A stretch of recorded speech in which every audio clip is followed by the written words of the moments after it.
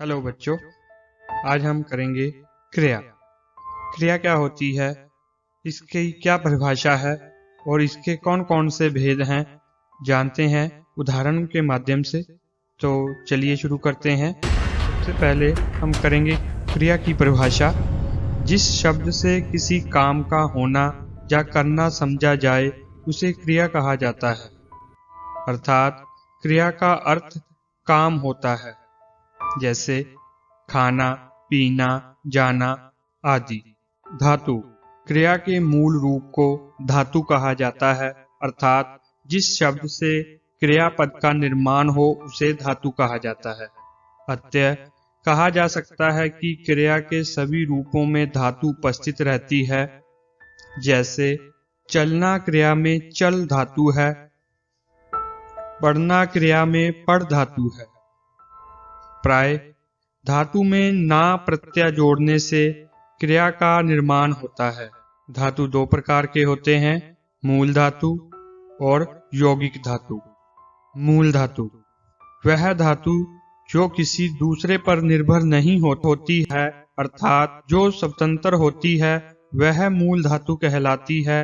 जैसे जा, खा, पढ़, चल आदि।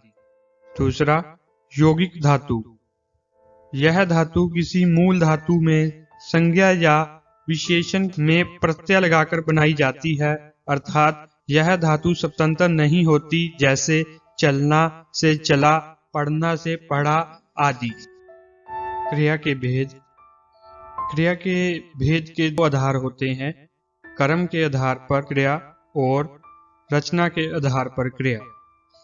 कर्म के आधार पर क्रिया के दो भेद हैं, अकर्मक क्रिया और सकर्मक क्रिया। और रचना के आधार पर क्रिया के 5 भेद होते हैं। पहला, सामान्य क्रिया, संयुक्त क्रिया, नाम धातु क्रिया, प्रेरणार्थक क्रिया और पूर्वकालिक क्रिया।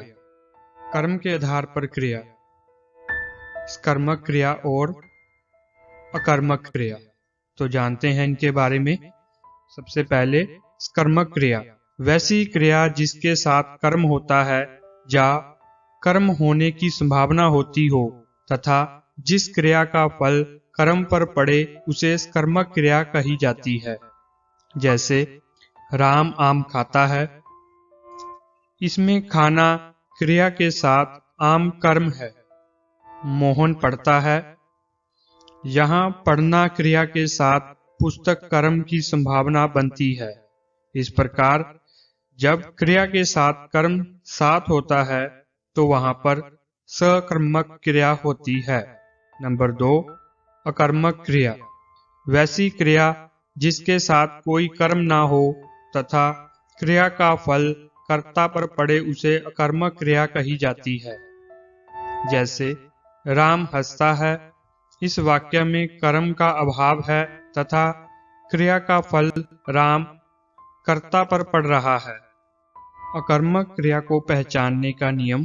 क्रिया की पहचान के लिए क्या और किसको से प्रश्न करने पर अगर उत्तर मिलता है तो समझना चाहिए कि क्रिया सकर्मक है, और अगर उत्तर ना मिले तो समझना चाहिए कि क्रिया अकर्मक है।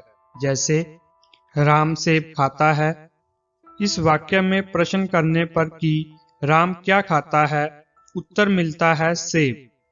अतः खाना सकर्मक क्रिया है। सीता सोई है, इस वाक्य में प्रश्न करने पर कि सीता क्या सोई है, उत्तर कुछ नहीं मिलता। सीता किसको सोई है, इसका भी कोई उत्तर नहीं मिलता है। अतः सोना क्रिया अकर्मक क्रिया है। सकर्मक क्रिया के भेद। सकर्मक क्रिया के 2 भेद होते हैं, एक कर्मक क्रिया और द्विकर्मक क्रिया।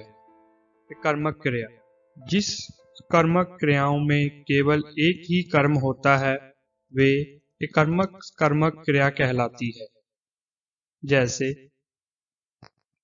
मोहन फिल्म देख रहा है, नीता खाना खा रही है, सीमा झाड़ू लगा रही है। इस वाक्य में एक ही कर्म का प्रयोग किया गया है, इसलिए यहाँ पर एक कर्मक क्रिया है। विकर्मक क्रिया।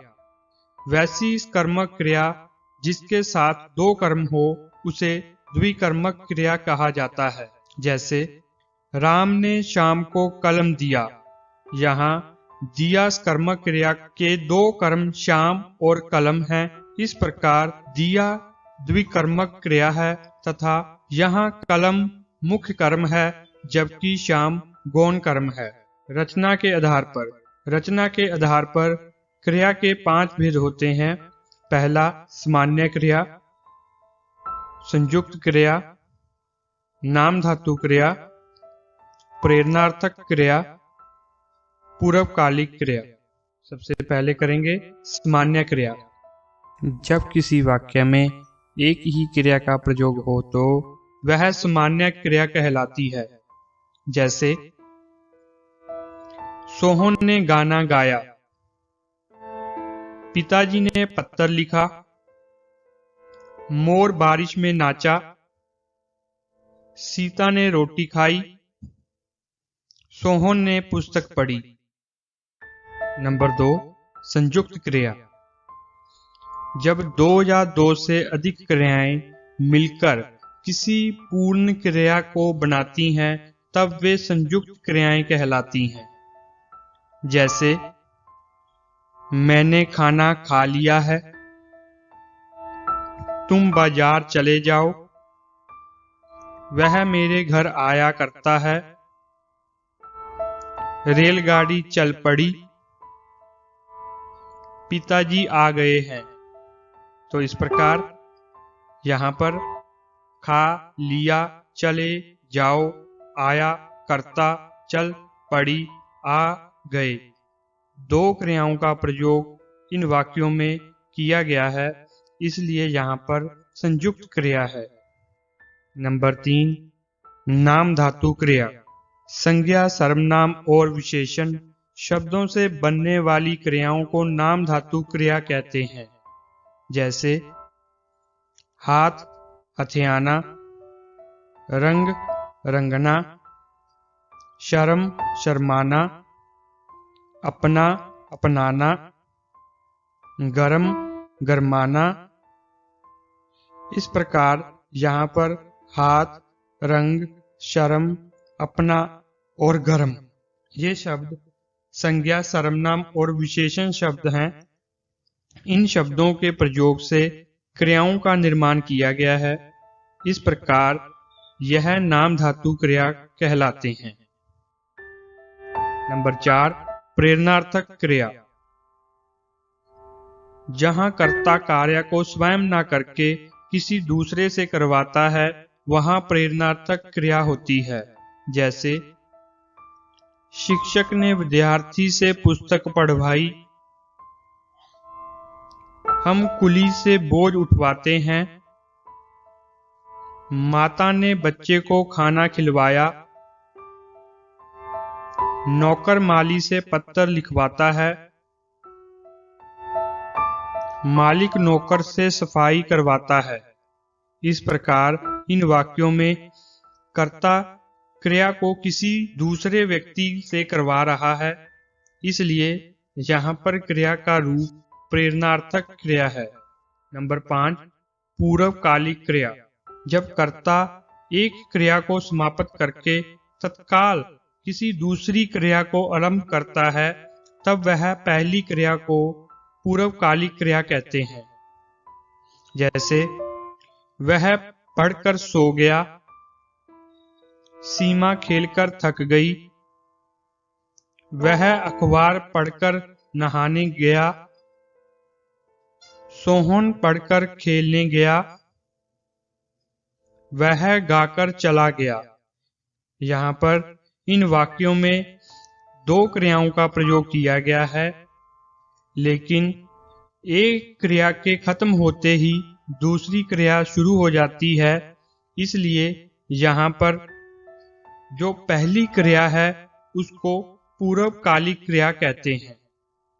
जैसे कि पहले वाक्य में पढ़कर, दूसरे वाक्य में खेलकर, तीसरे वाक्य में अखबार पढ़कर, चौथे वाक्य में पढ़कर और पांचवें वाक्य में गाकर। यह शब्द पूर्वकालिक क्रिया कहलाएंगे।